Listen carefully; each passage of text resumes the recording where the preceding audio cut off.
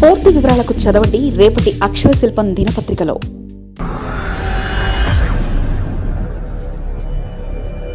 అరుదైన అల్పపీడనం ఏపీపై ప్రభావం తక్కువే. పొగమంచు వీడకముందే మొదలైన ఎండల వేడి. 19 తర్వాత బంగాళాఖాతంలో మరో ఆవర్తనం లేదా అల్పపీడనం. అది బలపడితే దక్షిణ కోస్తాంధ్ర, రాయలసీమలో మోస్తారు వర్షాలు. ప్రకృతి గమనంలో మార్పులు అప్పుడప్పుడు ఆశ్చర్యానికి గురిచేస్తుంటాయి. సాధారణంగా ఫిబ్రవరి నెలలో ప్రశాంతంగా ఉండాల్సిన బంగాళాఖాతం ఇప్పుడు ఒక్కసారిగా అలజడికి లోనవుతుంది. దక్షిణ బంగాళాఖాతంలో అరుదైన రీతిలో అల్పపీడనం ఏర్పడడం ఇప్పుడు వాతావరణ శాస్త్రవేత్తలను సైతం ఆశ్చర్యానికి గురిచేస్తుంది. దీనికి తోడు దట్టమైన పొగమంచు, మరోవైపు పెరుగుతున్న ఎండలు వెరసి ఆంధ్రప్రదేశ్లో వింత వాతావరణ పరిస్థితులు కనిపిస్తున్నాయి. దక్షిణ బంగాళాఖాతంలో ఏర్పడిన అల్పపీడనం ప్రస్తుతం పశ్చిమ వాయువ్య దిశగా కదులుతూ నైరుతి బంగాళాఖాతంలో ప్రవేశించనుంది. ఇది రానున్న 24 గంటల్లో తీవ్ర అల్పపీడనంగా బలపడే అవకాశం ఉందని భారత వాతావరణ శాఖ ఐఎండీ అంచనా వేస్తుంది. అయితే ఆంధ్రప్రదేశ్ ప్రజలకు ప్రస్తుతానికి ఇది ఊరటనిచ్చే విషయమే. ఈ అల్పపీడన ప్రభావం ప్రధానంగా శ్రీలంక, తమిళనాడు తీర ప్రాంతాలపైన ఉంటుంది. ఆంధ్రప్రదేశ్ దీని ప్రభావం నేరుగా ఉండకపోవచ్చని ప్రాథమిక అంచనాలు చెప్తున్నాయి. కానీ అసలు ట్విస్ట్ ఇక్కడే ఉంది. ఈ నెల 19 తర్వాత బంగాళాఖాతంలో మరో ఆవర్తనం లేదా అల్పపీడనం ఏర్పడే సూచనలు కనిపిస్తున్నాయి.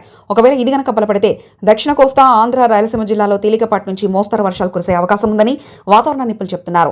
సాధారణంగా ఫిబ్రవరి నెలలో అల్పపీడనాలు లేదా తుఫాన్లు ఏర్పడడం వాతావరణ చరిత్రలో చాలా అరుదు.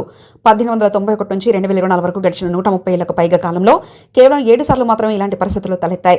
మళ్లీ 2 ఏళ్ల విరామం తర్వాత ఇప్పుడు అల్పపీడనం ఏర్పడడం సముద్ర ఉపరితల ఉష్ణోగ్రతలో వస్తున్న మార్పులకు సంకేతంగా నిలుస్తుంది. రాష్ట్రంలో ఒకవైపు ఎండలు పెరుగుతుంటే మరోవైపు తెల్లవారుజామున దట్టమైన పొగమంచు కమ్మేస్తుంది. ముఖ్యంగా కోస్తా జిల్లాలైన శ్రీకాకుళం నుంచి నెల్లూరు వరకు మంచు తెరల వాహనదారులను, ప్రయాణికులను తీవ్ర ఇబ్బంది పెడుతున్నాయి. సోమవారం విజయవాడ పరిసరాల్లో కురిసిన భారీ పొగమంచు కారణంగా గన్నవరం విమానాశ్రయంలో విమానాల ల్యాండింగ్కు తీవ్ర ఆటంకం ఏర్పడింది. ప్రముఖ దిగ్గజం బిల్ గేట్స్ ప్రయాణిస్తున్న విమానం కూడా పొగమంచు కారణంగా కాసేపు గాలిలోనే చక్కర్లు కొట్టాల్సి రావడం పరిస్థితి తీవ్రతకు అద్దం పడుతుంది. చలికాలం ముగే ముందే బాణుడు తన ప్రతాపాన్ని చూపిస్తున్నాడు. రాష్ట్ర వ్యాప్తంగా ఉష్ణోగ్రతలు క్రమంగా పెరుగుతున్నాయి. మంగళవారం కర్నూలులో గరిష్టంగా 35 డిగ్రీల ఉష్ణోగ్రత నమోదైంది. మిగిలిన జిల్లాలో కూడా 32 నుంచి 34 డిగ్రీల వరకు రికార్డు అవుతున్నాయి. అటు తెలంగాణలో కూడా ఇదే పరిస్థితి నెలకొంది. ఫిబ్రవరి మధ్యలోనే ఉక్కపోత మొదలవడంతో ఏడాది వేసవికాలం ముందస్తుగానే ప్రవేశించిందని ప్రజలు భావిస్తున్నారు. మున్ముందు పరిస్థితులు ఎలా ఉంటాయన్న ఆందోళన మొదలైంది. వాతావరణంలో వస్తున్న మార్పులు, ఈ ఆకస్మిక మార్పులు పంటలపై ప్రభావం చూపే అవకాశం ఉంది. పొగమంచు వల్ల మిర్చి, వేరుశనగ వంటి పంటలకు తెగుళ్లు సోకే ప్రమాదం ఉందని రైతులు అప్రమత్తంగా ఉండాలని వ్యవసాయ అధికారులు సూచిస్తున్నారు. అటు అల్పపీడన ప్రభావం వల్ల దక్షిణ కోస్తాలో రాబోయే 2 రోజుల్లో వచ్చే మార్పులను గమనిస్తూ ఉండాలని సూచిస్తున్నారు.